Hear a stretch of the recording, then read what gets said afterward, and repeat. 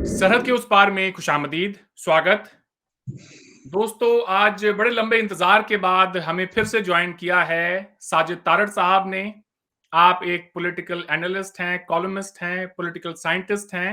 हिंदुस्तान और पाकिस्तान के ताल्लुकात पर अपनी एक गहरी नज़र रखते हैं। तारड़ साहब, आज आपने वक़्त दिया, आपका बहुत-बहुत शुक्रिया। प्रोग्राम में आपका खैर मकदम है। My pleasure. और आपके देखने वालों को मेरी तरफ से सलाम, प्रणाम और सत श्री अकाल। बड़ी मेहरबानी। तारिक साहब, आज आपसे हम डिस्कस करेंगे पाकिस्तान की फॉरेन पॉलिसी पर, मुल्क में जो इंटरनल सिक्योरिटी सिचुएशन बनी हुई है, थोड़ी बहुत उस पर भी बात करेंगे। और साथ ही में ये भी देखेंगे कि पाकिस्तान की इकोनॉमिक एक्टिविटी जो है, वो किस तरह से रिवाइव की जाए। मैं एक बहुत ही पॉजिटिव गुफ्तगू करना चाहता हूँ आपके साथ। तो हम शुरुआत करते हैं इमरान खान साहब का एक बड़ा कामयाब दौरा बकौल पाकिस्तानी मीडिया के सऊदी अरब का रहा, जहां से वो पाकिस्तान के लिए $3 बिलियन लेकर आए सेंट्रल बैंक में डिपॉजिट के तौर पे। लेकिन बड़ी जो मुझे हैरान करने वाली इसमें बात थी, वो ये थी तारड़ साहब की एक ऐसे वक्त में जब वो पाकिस्तान सऊदी इन्वेस्टमेंट फोरम को एड्रेस कर रहे थे, वो चाह रहे थे कि सऊदी बिजनेसमैन पाकिस्तान में आके वहां पर इन्वेस्टमेंट्स करें। ठीक उसी टाइम पर पाकिस्तान की जो इंटरनल सिचुएशन है सिक्योरिटी की, मैं बात कर रहा हूं तहरीक लब्बैक पाकिस्तान का जो मार्च इस वक्त इस्लामाबाद के लिए रवा दवा है, तो उसे देखकर पाकिस्तानी जो वहां के पॉलिटिशियंस हैं, ब्यूरोक्रेट्स हैं, उनको वो क्या कॉन्फिडेंस देंगे किसी सऊदी इन्वेस्टर को कि जी वो मुल्क में आके और इन्वेस्ट करें जब सूरत हाल इतनी नाजुक बनी हुई है। तो कैसे देखते हैं आप इन तमाम डेवलपमेंट्स को? देखिए अरविंद भाई, मेरे ख्याल में आपने सवाल के अंदर इसी का जवाब भी दे दिया है कि वो वाकई वहां से इन्वेस्टमेंट लाना चाह रहे थे, लेकिन अनफॉर्चुनेटली पाकिस्तान के अंदर इंटरनल इस वक्त हालात ऐसे नहीं है। लेकिन मेरे ख्याल में इस टेम्पररी सिचुएशन, तहरीक लब्बैक पाकिस्तान का ये पहला मार्च नहीं है। उससे पहले भी ये मुआहदे भी कर चुके हैं दो मुख्तलिफ हुकूमतों के साथ, नवाज शरीफ दौर में भी और खान साहब के दौर में भी। और मेरे ख्याल में इस temporary phase, is not that is gonna stay longer. लेकिन दरअसल इस वक्त जो पाकिस्तान को जो मसाइल इस वक्त सामने नजर आ रहे हैं, वो not only for Pakistan, it's international phenomenon. We are going through the after Covid situation. Inflation rate is all over in the world. Matter of fact, जिस तरह अभी आप देखेंगे तुर्की के अंदर 20% इन्फ्लेशन बढ़ चुकी है। अमेरिका के अंदर आज सुबह जब मैंने गैस डाली तो $4 से ज्यादा गैलन थी। तो ये एक इंटरनेशनल फिनोमेना है। उसमें जो डेवलपिंग कंट्री है जो अभी स्ट्रगल कर रहे हैं, अल्टीमेटली उनके लिए एक कड़वी कड़वी दवाई है। लेकिन ये कि इस इंटरनेशनल उसका इम्पैक्ट है। And Pakistan is one of suffering and suffering badly. और दूसरा, उस रीजन के अंदर अगर फॉरेन पॉलिसी को डिस्कस किया जाए, तो अमेरिका का अफगानिस्तान से निकलने के साथ डिफरेंट ग्रुप्स जो है वो सामने आ रहे हैं। जिस तरह आपने देखा होगा कि दो क्वाड बन चुके हैं। इस वक्त ताइवान और इंडो पैसिफिक इश्यूज हैं, नए नेक्सस सामने आ रहे हैं। तालिबान अगले दिन रशिया गए। और इस तरह की चीजें आ रही हैं। और उनमें अब देखें, अभी डस्ट सेटल होगी तो तब पता चलेगा कि हालात किस रुख जाते हैं, ये ऊंट किस करवट बैठता है। लेकिन मेरे ख्याल में विल बी टू अर्ली। इसमें एक तो अफगानिस्तान की सिचुएशन है और दूसरी आफ्टर कोविड। ये दोनों चीजों का अभी अनसर्टेनिटी है उस एरिया के अंदर। अब देखें आधा, लेकिन इन दो फैक्टर के अंदर मुस्तकबिल में पाकिस्तान और चाइना और रशिया और इंडिया, ये सारे जो है नए नेक्सस, नए इतिहाद बनेंगे। कोविड जो है, जो क्वाड है, वो इंडिया ने तो दो क्वाड में शामिल है। लेकिन मेरे ख्याल में अभी मजीद चाइना इसको जस्टिफाई करेगा, रशिया भी जस्टिफाई करेगा, नए अलायंसेस बनेंगे। लेकिन इट्स टू अर्ली टू से सम। जी, बिल्कुल आपने ठीक कहा कि इस वक्त इकोनॉमिक एक्टिविटी पूरी दुनिया में ठंडी है। सप्लाई चेन्स पर बड़ी एक लोगों की उम्मीदें थी कि वो नॉर्मल रहेंगी, मगर ऐसा हो ना सका। पूरी दुनिया के अंदर आप देखें, शायद ही कोई मुल्क हो जहां पर पेट्रोल के प्राइसेस ना बढ़ रहे हो। Pakistan is no exception. ये तमाम बातें अपनी जगह पर हैं, लेकिन what makes Pakistan different is कि वहां पर जो आईएमएफ का प्रोग्राम है एक, जो कि पिछले 2 साल से चल रहा था, अब उसके अंदर बहुत सारे इश्यूज हुकूमत को दरपेश हैं। एक कोई भी इसके अलावा आप मुझे मुल्क बताएं जिनके अंदर, हमारे खित्ते के अंदर ही, जो कि आईएमएफ के प्रोग्राम के तहत चल रहे हों, तो उसके अंदर आईएमएफ की जो डिमांड्स हैं वो पाकिस्तान मीट नहीं कर पाया। इसलिए एक पैसा उनको बाहर से ला के दिखाना पड़ा कि हमारे यहाँ पे फ्लो ऑफ इन्वेस्टमेंट हो रही है, हमारे पास फॉरेन रिजर्व्स आ रहे हैं, ताकि वो आईएमएफ की जितनी भी शराइत हैं उनको पूरा कर सकें। मुझे इस खित्ते में कोई दूसरा मुल्क बताएं जिनके यहाँ पे टैक्स के रेट्स हों, बिजली की क्या कीमतें होंगी, मसनूआत की क्या कीमतें होंगी, वो सारी की सारी जो है आईएमएफ तय करे, वहां की हुकूमत ना तय करे। तो पाकिस्तान को आप पूरी दुनिया से इस तरह से कंपेयर नहीं कर सकते। बिल्कुल, आई एग्री विद यू। आपने बिल्कुल सही कहा है। आईएमएफ की बड़ी टफ शराइत है, बिलखसूस मैं इस पे खासकर कोट करूंगा। जब भी हमारे शौकत तरीन साहब आए थे, 4 शराइत उन्होंने आईएमएफ ने बड़ी सख्त उन पे रखी हैं। एक तो टैक्स कलेक्शन है, और दूसरा जिन लोगों की इनकम ब्रैकेट ऊपर है उन पे टैक्सेशन बढ़ाने के बारे में, लग्जरी गुड्स के बारे में, और पेट्रोल और इलेक्ट्रिक की प्राइसेस बढ़ाने के लिए बड़ी टफ शराइत आजकल के दौर में, जबकि महंगाई, और जिस तरह आपने खुद फरमाया है कि सप्लाई चेन टूट चुकी है, और 2023 तक सप्लाई चेन दोबारा रिस्टोर होने के अभी कोई चांसेस नहीं है। इन हालात में अवाम के ऊपर टैक्सेशन का बोझ डालना, और उनके ऊपर जब आप पेट्रोल और इलेक्ट्रिक बढ़ाएंगे, अल्टीमेटली उसका हर चीज के ऊपर इम्पैक्ट होगा, उसका इन्फ्लेशन पे भी होगा, इंपोर्ट एक्सपोर्ट पे होगा, आपकी मैन्युफैक्चरिंग पे होगा।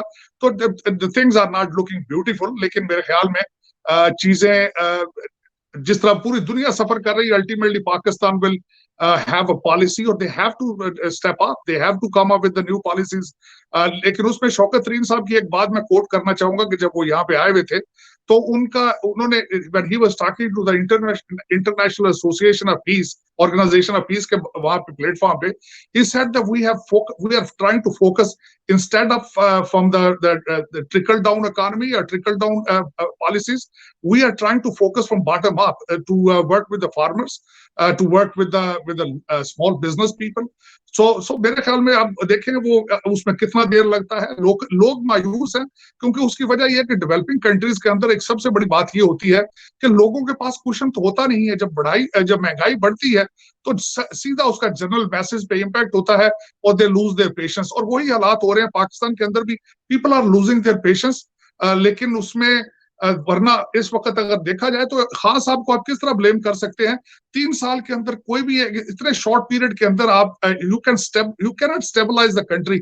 You can take a start on it, लेकिन अल्टीमेटली उनको टाइम चाहिए था, चाहिए होगा। लेकिन इंटेंशंस आर देयर। मेरे ख्याल में they are moving towards right direction, they are good people, they have good policies.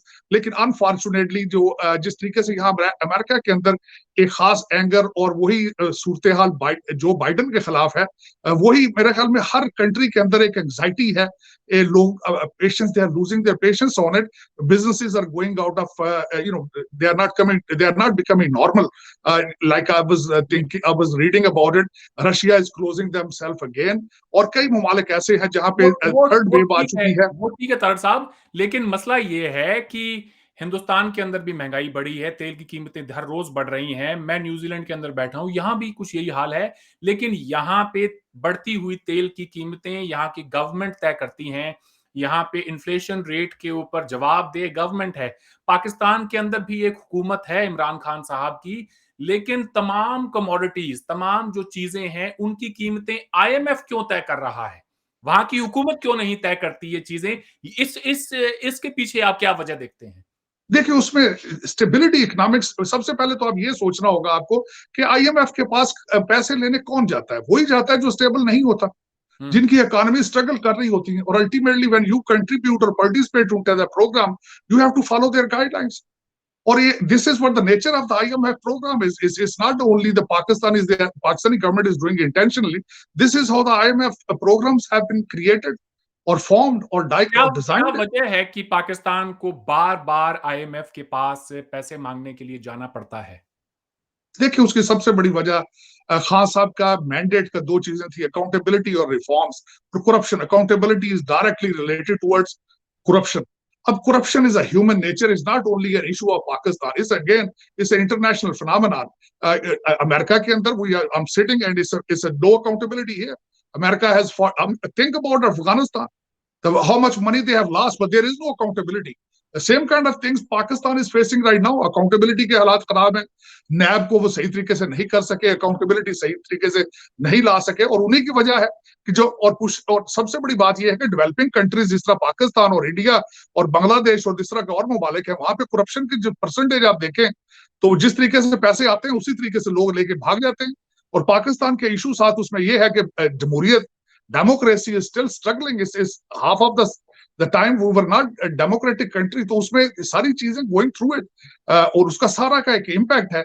लेकिन ये कि इसमें 3 सालों के अंदर इकोनॉमी को रिकवर करना वाज इम्पॉसिबल मेरे ख्याल में। दिस इज हाउ लेकिन आई 3 बिलीव। सालों में 3 सालों में जब आप अकाउंटेबिलिटी की बात करके आएँ और आप लोगों को ये कहें कि मैं चोर, डाकू, लुटेरों को नहीं छोड़ूँगा, तो इनसे जब कोई ये पूछता है कि आप ये बताएँ 3 सालों के अंदर कौन-सा एक रेफ़रेंस है नैब का, जिसको आपने उसके मुकम्मल अंजाम तक पहुँचाया है, किसी के लिए आपने कुछ सज़ा दी है या कुछ हुआ है? नैब के केसेज़ बहुत कमज़ोर हैं और हुकूमत के जो नुमाइंदे हैं, वो ये मानते हैं इन बातों को। They are working on it. आपको पता होगा कि नैब को भी रिफॉर्म कर रहे हैं, नए उसमें ऑर्डिनेंस के जरिए they are changing it, they are trying to figure that out how to do it. क्योंकि उसमें देखें दो कई चीजें वहां पे अलाइन नहीं है, कई चीजें नैब उस पे केसेस लेके जाता है, they get they lose in front of the judges, they lose in front of the courts। तो उसमें things are moving, they are taking the steps मेरे ख्याल में। लेकिन देखें accountability जिस तरह मैंने बताया है कि this is an issue, it's not only a Pakistan issue, it's a नहीं, big issue बिल्कुल, in उसमें कोई developing शक country। नहीं है, लेकिन इस वक़्त हम पाकिस्तान की बात कर रहे हैं। मैं मानता हूँ कि करप्शन पूरी दुनिया का मसला है और ख़ुसूसन बरे-सगीर के अंदर भारत हो या बांग्लादेश हो, करप्शन हर जगह है। लेकिन इतना नहीं है कि वहाँ पे मुल्क बिल्कुल बर्बाद हो जाए और आईएमएफ के पास जाना पड़े। आज बांग्लादेशी टका जो है, वो पाकिस्तान की करेंसी के मुकाबले बहुत ज़्यादा स्ट्रॉन्ग है। I वहाँ agree, पर भी I agree। करप्शन है, हर जगह पर है, मेरे ख्याल लेकिन ये सिर्फ़ एक बिल्कुल करप्शन मेरे ही ख्याल एक्सक्यूज़ नहीं हो सकता। जी बिल्कुल, बल्कि आईएमएफ ने और अगले दिन यूनाइटेड नेशंस की थी कि Pakistani rupees is worst currency in that region, this is there is no question about it. और उसके they have to step up, they have to. मैं मुसलसल कहता हूं कि ये 4.2 बिलियन डॉलर का जो पैकेज लेकर आए हैं बाहर से, अगर आपने वहां से डॉलर बाहर जाते ना रोके, if you don't stop your bleeding, you don't have any more chances. आप this is, you can make mistakes, you have to be rough on the corruption, और स्पेशली द डॉलर ड्रेन जो बाहर हो रहा है, उसको आपको रोकना पड़ेगा रिगार्डलेस हाउ, अदरवाइज गलती गुजाइश नहीं था। आप किधर जाएंगे? अब आपको ये नहीं पता कि आने वाले दिनों में 14, एक इसमें एक और बात है, things are tough. 14 billion dollars का जो पैकेज है, कर्जे वापस करने हैं within short period of time. और ये आपको पता है जो पैसे लेकर आए हैं, ये तो सिर्फ आईएमएफ के कर्जे तक है, उसके बाद वापस देने होंगे इनको। और लेकिन देखें, अब इस पे जिस तरह आपने सारे पिक्चर बनाई है, इसमें everything is truth, is nothing exaggeration. लेकिन थिंग्स आर, देखें, you have to be optimistic. अब देखें यही, इसके अलावा और what kind of choices we have to think positive. अब लेकिन पाकिस्तानी देखें, अब इमरान खान के बाद what kind of choices we have? We don't have any other choices. Pakistan, Imran Khan has to come up, step up, और perform। मेरे ख्याल में Pakistan is looking forward to him। अब देखें किस तरीके से, अभी तो ये जो आपने पहले बताया कि हमारे वो तहरीके लबैक पाकिस्तान का इशू है, अब उससे ओवरकम करने के बाद that economy should be the next choice to him, next challenge for him. वो अभी ओवरकम हुआ नहीं है। आप इमरान खान के 3 साल का जो टर्म है, उसके कुछ अगर आपको पॉज़िटिव बातें बतानी हो, उनकी अचीवमेंट्स बतानी हो, तो क्विकली अगर 2-4 आप अगर गिनवा सकें तो बड़ी मेहरबानी होगी। देखिए, अगर इमरान खान साहब की यहाँ पे एक दो चार चीजें मैं बताना चाहता हूँ। इस पीरियड में खान साहब ने खुद कई दफा एडमिट किया कि टीम नहीं थी उनके पास। Khan sahab is a wonderful leader himself, I know him personally, he is very sincere, he is very straight forward and not corrupt himself. लेकिन उसमें बात ये थी ना कि लोगों को लेके चलना होता है साथ, कहाँ से लोग लाते वो, यही लोगों को उन्होंने लेके आना था साथ। लेकिन वो एक दिन में तो चेंज सारा कुछ नहीं हो सकता, पीछे करप्शन की चीजें थी, पीछे नाइंसाफियां थी, कई और थी। लेकिन उसी तरीके से अब देखें ना, पाकिस्तान का मेरे ख्याल में youth still hopeful, nationalist movement वो लेकर आए थे, कई लोग अभी फॉलो करते हैं उनको। सारा Pakistan is not against, but they have been, he has won a popular vote. और मेरे ख्याल में he is taking baby steps, he is still enthusiastic. लेकिन अगर सोचा जाए कि आप जिस तरह कहें कि मैं तो पहले इस तरह आप कह रहे हैं कि कुछ चीज उनकी गिनवाएं, चीज किस तरह गिनवाएं कि पीरियड ये भी 3 साल है सारा, अभी तो रिफॉर्म कर रहे थे। और अभी कई गिले शिकवे हैं उनके ऊपर, मुझे जाती तौर पे भी कई गिले शिकवे हैं, जिसका सबसे बड़ा गिला शिकवा यही है कि अकाउंटेबिलिटी पे जोर क्यों नहीं दिया गया, रिफॉर्म पे ज्यादा जोर क्यों नहीं दिया गया, नवाज शरीफ साहब को बाहर क्यों जाने दिया, इस तरह की कई चीजें और ऐसी हैं। लेकिन मेरे ख्याल में right now what ever is the choices in Pakistan, Imran Khan is the best choice. तो आप क्या कहेंगे? इमरान खान साहब ने तो ये कहा था कि हमारी टीम तैयार है, हमारी बिल्कुल मुकम्मल तैयारी हो चुकी है, जैसे ही हमारी हुकूमत आएगी, हम 6 महीने के अंदर लोगों को वो रिज़ल्ट दिखाएँगे। आपसे अगर मैं ये कहूँ, चलें इसमें कोई शक नहीं, जब आप जैसे लोग after all you are a Pakistani, आप ये तय करेंगे कि आपके लिए अच्छा कौन है, आपके लिए अच्छी सबसे चॉइस कौन-सी होगी। मगर खान साहब की 3 साल के अंदर अगर आपके पास कोई गिनवाने के लिए अचीवमेंट्स नहीं है, तो 2 साल में जब वो इलेक्शंस में जाएँगे, तो क्या कहेंगे आवाम से? कुछ ना कुछ तो देखिए कहना वो आज होगा जिस उनको। तरह हाँ, आज बिल्कुल वो महँगाई जिस पाकिस्तान में, माना कि कोविड है, मगर अगर आप पूरी दुनिया के साथ कंपेयर करें, या फिर ये कहें कि इस खित्ते के अंदर ही, बड़े-सगीर के अंदर ही अगर हम देखें 3-4 मुल्कों को, तो उसमें महँगाई में सबसे ज़्यादा पाकिस्तान के बुरे हालात हैं। बिल्कुल, लेकिन उसमें देखिए पाकिस्तान में उन्होंने खान साहब ने इलेक्शन में जाके वही बात करनी है जो बाइडेन अभी जो मिड टर्म में यहाँ पे करेगा। इस वक्त जो हालात चल रहे हैं पूरी दुनिया के, उसमें परफॉर्मेंस दिखाने वाली बात कोई नहीं है। इशू सर्वाइवल का है कि इस वक्त आप सर्वाइव किस तरह करते हैं, और अल्टीमेटली सर्वाइविंग डेवलपिंग कंट्री का it's harder than the rest of the countries.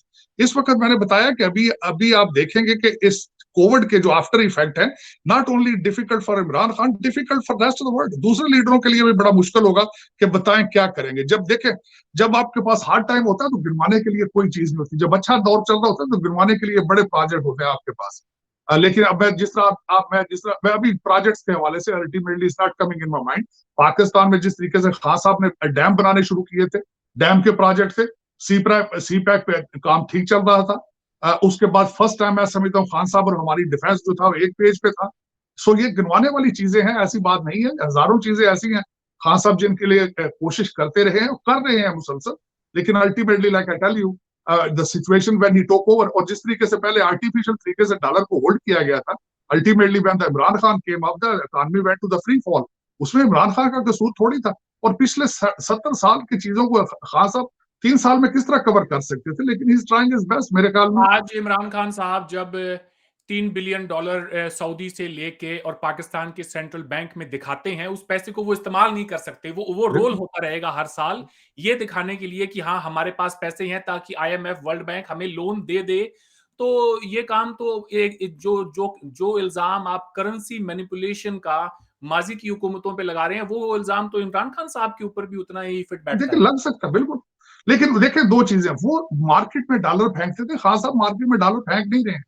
वो तो मार्केट के अंदर डॉलर पंप करते थे to hold the dollar value on the certain levels.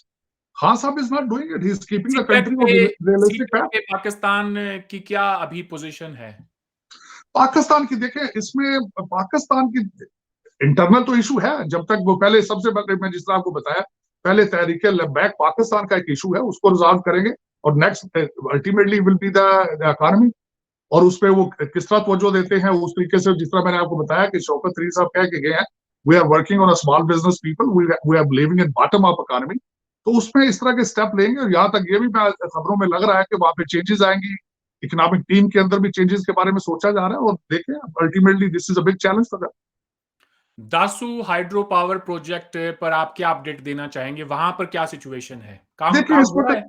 हाँ नहीं, उस नहीं काम रुका उसमें, बिल्कुल मैं उसमें इशू है। इशू उसका डायरेक्टली रिलेटेड टू अफगानिस्तान, में उसको इंटरलिंक करूंगा, it's nothing to do with Pakistan. उसकी वजह यह है कि इस वक्त चाइना ने ना सिर्फ पाकिस्तान अफगानिस्तान को भी अबेंडन कर रखा है, जिस तरीके से पहले उन्होंने अपनी गर्मजोशी दिखाई, जिस तरीके से तालिबान का ट्रिप चाइना गया, और जिस तरीके से चाइना इंटरेस्टेड था अफगानिस्तान के अंदर सी पैक के प्रोजेक्ट करने के बारे में। So China is has gone on a back foot. they have changed their priority towards Taiwan and the Indo-China उसमें कॉरिडोर पे, उस चीजों पे। तो उस पे आके जब उन्होंने अफगानिस्तान से पीछे हटे हैं, अल्टीमेटली पाकिस्तान के साथ भी वो सर्दमोरी का मुजाहरा कर रहे हैं। लेकिन अल्टीमेटली जिस तरह मैं बताया कि अभी things just hasn't settled down yet in Afghanistan. They went to Russia and met them. Central Asia की स्टेट्स का इशू है, अब देखे आने वाले दिन किस तरह डिफाइन होते हैं। लेकिन people have to step up, either America has to release their reserve what they are holding, or European Union or America have to step up. The world will hold them accountable, matter of fact. क्योंकि America की वजह से जो कुछ भी हो रहा है वहां पे अफगानिस्तान के अंदर अंदर given circumstances, America has to be held responsible. Dasu dam project में जो चाइनीज वर्कर्स मारे गए, उनके लिए चाइना ने $38 मिलियन की 48 मिलियन कंपनसेशन मेरे ख्याल डिमांड में, की है। 48 मिलियन मेरे ख्याल में, नॉट न- 38 मिलियन, 48 मैंने मिलियन दे आर मैंने आस्किंग बिजनेस फॉर स्टैंडर्ड की रिपोर्ट पढ़ी, उसमें $38 मिलियन की 30। फिगर थी। कोई फर्क नहीं पड़ता 38 हो 48 हो। I guess what matters is कि जब दोस्ती हिमालय से ऊंची हो और सागर से गहरी हो, तो फिर $38 मिलियन उनके अगर कोई वर्कर्स मारे गए हैं, उसमें पाकिस्तान की हुकूमत ने तो नहीं मारे हैं। Why are they demanding compensation? देखिए उस अभी दासू डैम पे तो आपने जिस तरह फरमाया कि $38 बिलियन की वजह से प्रोजेक्ट अभी पड़े हैं, वो नई दासू डैम का प्रोजेक्ट हैज बीन स्टॉप, लेकिन वो उस पे अभी तक कोई नई अभी पेशरफ नहीं हुई है। Pakistan ultimately Pakistan has to work with China regardless how, जितनी इन्वेस्टमेंट वहां पे हो चुकी है, China doesn't have any choice. जिस तरीके से प्रोजेक्ट चल रहे हैं, सूनर और later they have to finish them. तो व्हाट काइंड आप ऑफ चॉइस चाइना हैज? कोई उनके जी, पास क्या चॉइस? कोई चॉइस नहीं उनके पास। चॉइस नहीं है, मैं एग्री करता हूँ। आई गेस पाकिस्तान को सीरियसली अपने इंटरनल सिक्योरिटी को, उसके मामलात को ठीक करना होगा, ताकि इन्वेस्टर्स के अंदर कॉन्फिडेंस बिल्ड हो। और ना सिर्फ इन्वेस्टर्स में, बल्कि जो चाइना एक एक बाहैसियत एक मुल्क के पाकिस्तान के सपोर्ट में आया हुआ है और इतनी बड़ी इन्वेस्टमेंट उन्होंने की है, सो कहीं ना कहीं Pakistan has to play their part. और हम बात करते हैं तहरीक-ए-लब्बैक की, आपने बहुत बार उसका किया जिक्र। तो तहरीक-ए-लब्बैक के जो मुतालबात हैं, वो तो अपनी जगह पे मैं समझता हूँ बिल्कुल ठीक है। नामूसे रिसालत पे और खत्म नबूवत पे अगर कोई डाका डालने की कोशिश करेगा, तो वो इस्लामाबाद की तरफ मार्च नहीं करेंगे तो क्या करेंगे? देखिए इसमें कंफ्यूजन है मेरे ख्याल में। हर पाकिस्तानी, हर मुसलमान मेरे ख्याल में आज के रसूल होता है। This is part of our believe, we have to believe the prophet Mohammad जो थे वो लास्ट प्रॉफिट। और एवरी मुसलमान मेरे ख्याल में, हर मुसलमान ये समझता है कि मुझसे बड़ा कोई आज के रसूल नहीं है। ये तो उनकी मिसअंडरस्टैंडिंग है कि ये सोचना कि वही आज के रसूल है। हाँ हाँ, उसमें ये बात है कि वो मिस हैंडल्ड हुए हैं टोटल। उनके जितने जिस तरह मैंने आपको पहले बताया, पिछली गवर्नमेंट जो थी उनके साथ भी उनके एग्रीमेंट्स मौजूद हैं। इनको एक तो उन्होंने मिस हैंडल इस तरीके से किया कि उनको गलत वादे क्यों करते रहे, और जो वादे किए तो उनको डिलीवर क्यों नहीं करते रहे। इस वक्त मैं जो जाती तौर पर पूछता हूँ कि फ्रेंच एम्बेसडर को वहां से निकालना, it is almost impossible. Look, it's not normal, it's not, it's against the norms. लेकिन एक चीज पे मैंने अगले दिन भी कहा है कि पाकिस्तानी गवर्नमेंट को चाहिए, उनका एक ऐसी जगह पे एग्रीमेंट हो रहा था और उनको चाहिए उसको करें, कि वो कहते थे कि तहरीके लब्बैक जो है वो कहती थी कि आप हमारे इस इशू को नेशनल असेंबली में जाके डिबेट करें, और जो भी उसका रिजल्ट होगा हमें एक्सेप्टेबल होगा। मेरे ख्याल में पाकिस्तानी गवर्नमेंट को चाहिए कि उस पे जाएं और वो नेशनल असेंबली में ये डिबेट कराएं, और उसका जो आउटकम होगा कौम के सामने रखें, जिस तरह वो कहते हैं। कौम के सामने उन्होंने ये कहा अप्रैल में, जब टीएलपी अपना मार्च लेके इस्लामाबाद की तरफ रवा-दवा थी, तो उन्होंने जब एग्रीमेंट किया तो ये कहा कि हम इस मसले को पार्लियामेंट में लेकर जाएँगे, वहाँ बिल पेश करेंगे और उसका जो भी रिजल्ट होगा, वो हम कबूल कर लेंगे।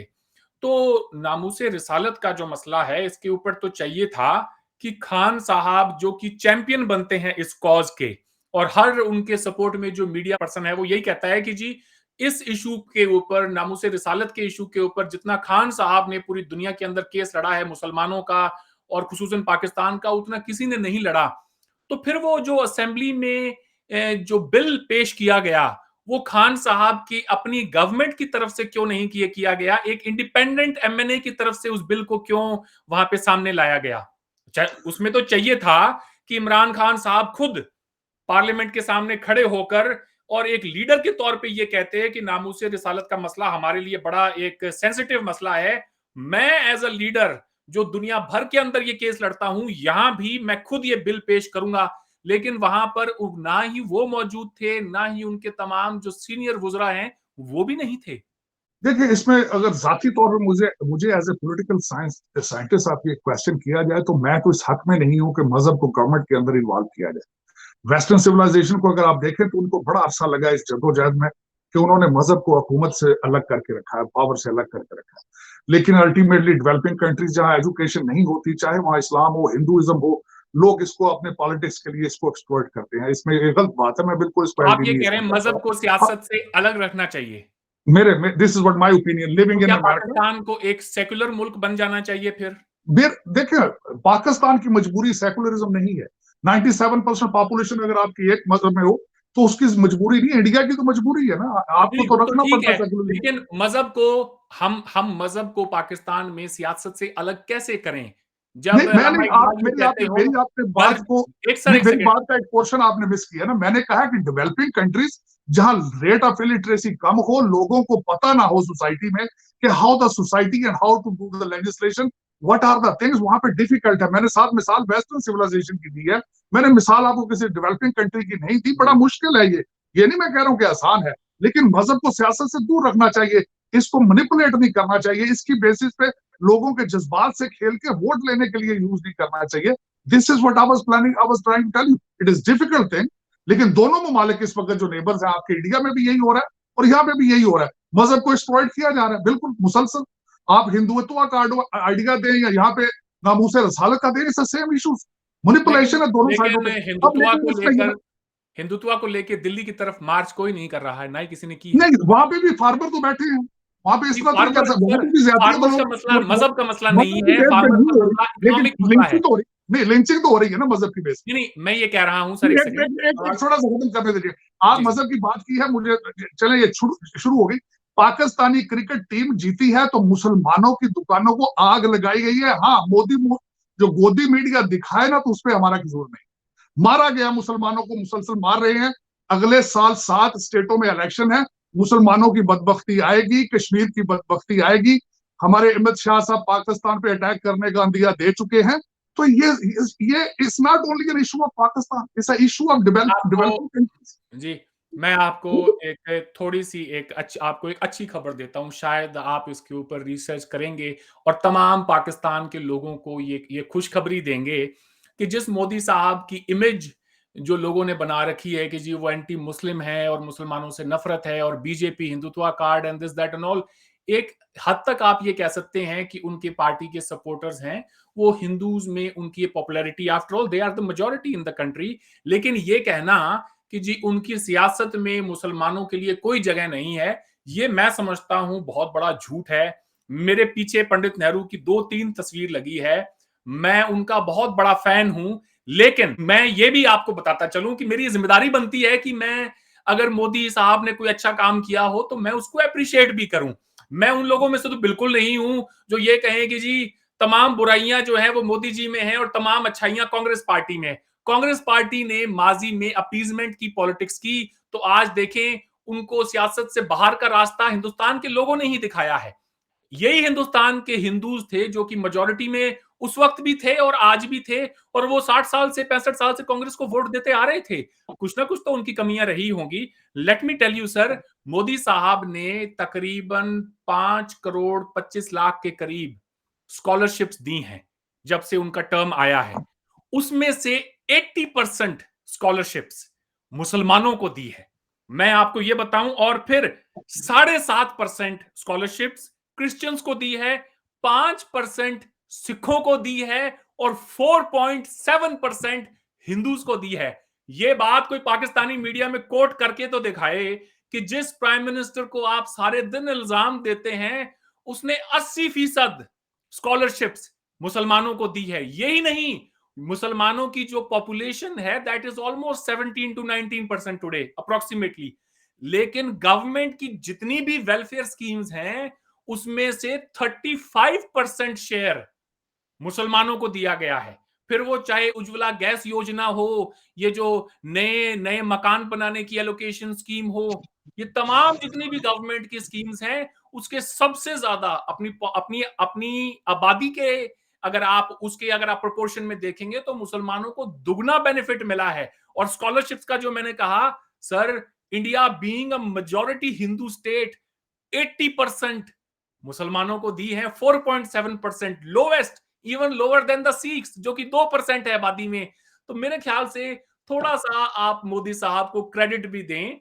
नहीं उसमें अगर वो देखिए, इतने बुरे हैं, अगर वो इतने बुरे हैं और पाकिस्तान के सारे इल्जामात इतने दुरुस्त हैं, तो क्या वजह है कि अरब ममालिक मोदी साहब के खिलाफ बयान क्यों नहीं देते? नहीं देखिए, अरब ममालिक की जो बात कर रहे हैं वो तो इंटरेस्ट बेस पे जाके डिसीजन ले रहे हैं, उनका पाकिस्तान के साथ कोई रिलेशनशिप नहीं है। अब वो मैं बताना उसका वजह ये है, अभी आपके साथ यूएई आ गया क्वाड के अंदर, वो कश्मीर में जा रहा है, तो उसको अब उसको आप ये कहना कि मुस्लिम उम्मा का कॉन्सेप्ट है वो, देयर इज नो रिलेशनशिप और दूसरा कोई नो बैलेंस। लेकिन आने वाला वक्त बताएगा कि मोदी साहब इंडिया के लिए क्या कर रहे हैं।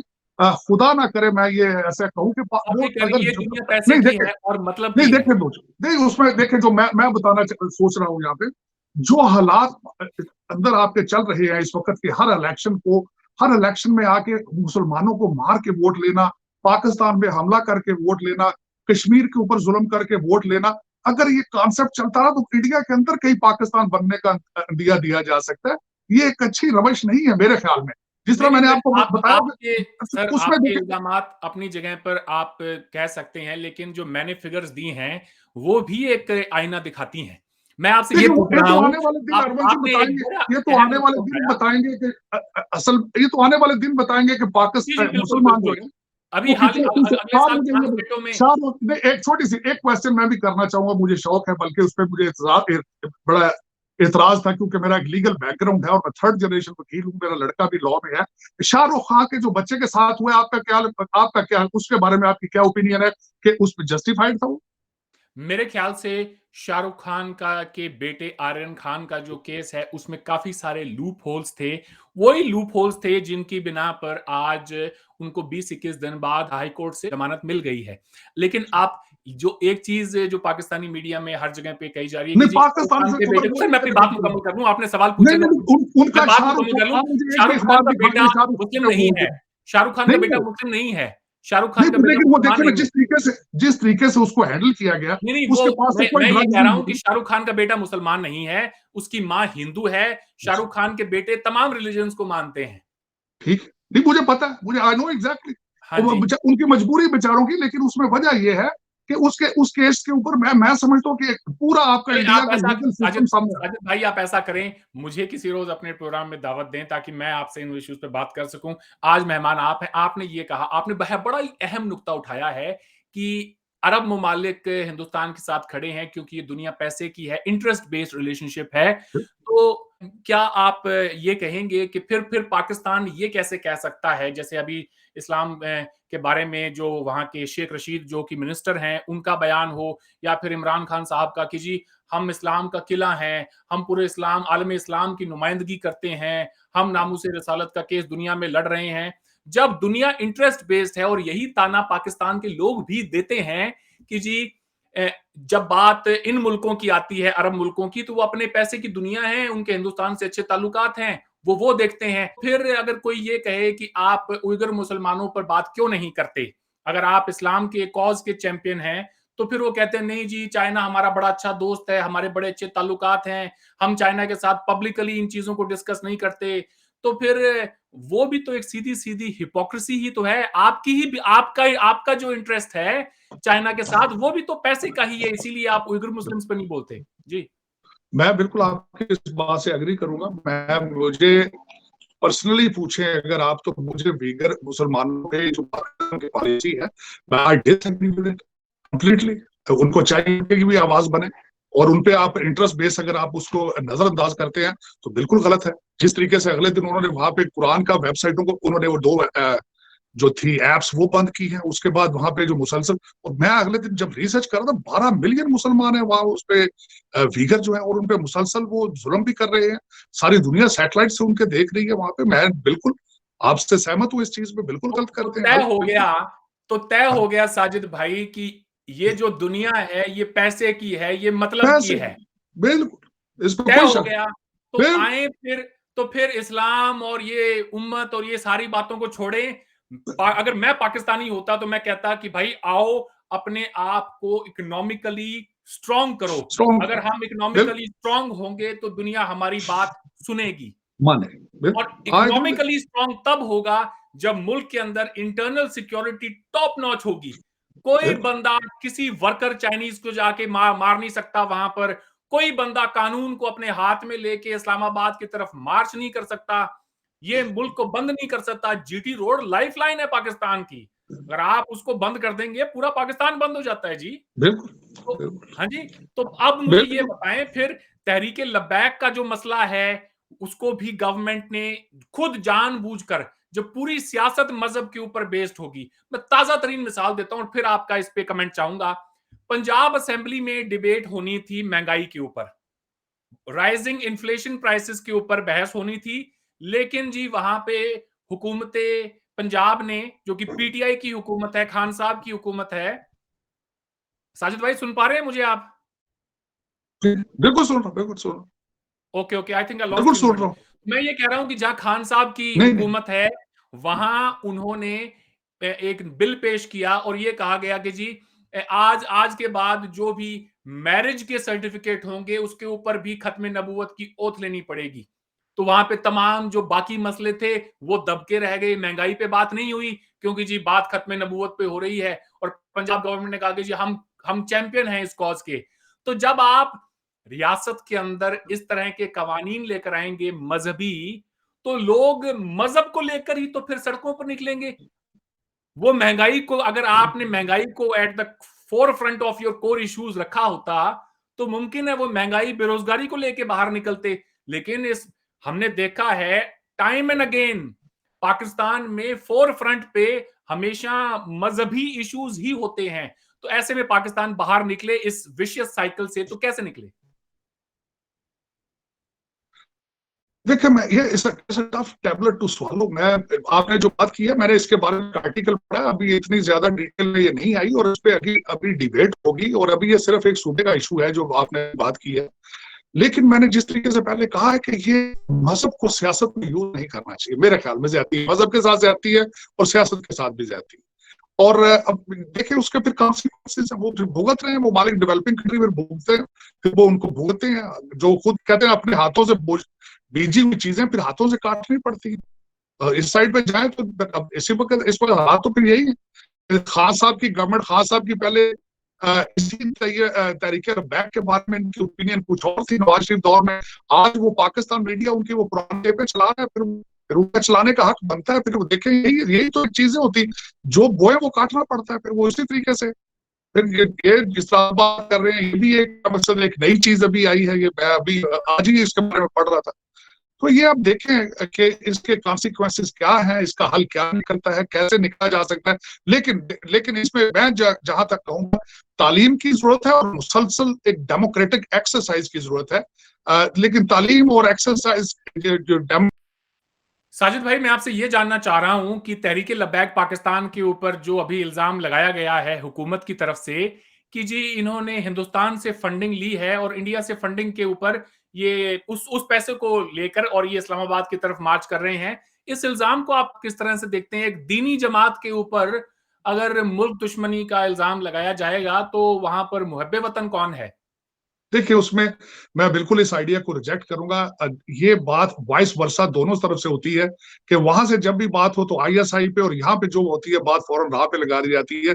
लेकिन अगर ये बात पाकिस्तानी गवर्नमेंट की तरफ से इस वक्त हो रही है कि इंडिया की तरफ से फंडिंग हो रही है, तो इसका मतलब है कि आपकी फिर आपकी कमजोरियां हैं, आपके आपके सायर के नीचे ये सारी चीजें अगर इंडिया इतने सक्सेसफुली कर रहा है तो इसका मतलब है कि आप नाकाम हैं इन चीजों को रोकने के लिए। लेकिन मैं दरअसल इस चीज पे यकीन नहीं करता कि इसके पीछे इंडिया की इतनी ज्यादा, हाँ देखिए एक दूसरे पे इल्जाम लगाए जाते हैं, लेकिन मेरा अंदाजा नहीं है कि कोई फॉरेन फैक्टर जो है it's doing anything with the Tehreek Labbaik Pakistan. I reject that idea, matter of fact कि कोई इस तरीके से हो रहा हो। लेकिन देखें अब ये तो अभी हमारे कई वो जिस तरीके से मिनिस्टर हैं जोशे खताबत में पता नहीं क्या क्या कह जाते हैं, उसमें क्या क्या कहा जा सकता है। Ultimately they have to come up with the proofs in front of the people. दोस्तों, आज साजिद भाई के और मेरे दरमियान इंटरनेट कनेक्शन में कुछ प्रॉब्लम हो रही है। इनके यहाँ वाशिंगटन डीसी में तूफान आया हुआ है, उसकी वजह से इंटरनेट सर्विसेज पे काफ़ी असर पड़ा है। तो इस नशिस्त को हम किसी और दिन जारी रखेंगे। आज साजिद भाई आपने वक्त दिया, आपका बहुत-बहुत शुक्रिया। मेरी तरफ से आपके देखने वालों सबको वंस अगेन प्रणाम, नमस्कार, सत श्री अकाल, सलाम। Thank you so much.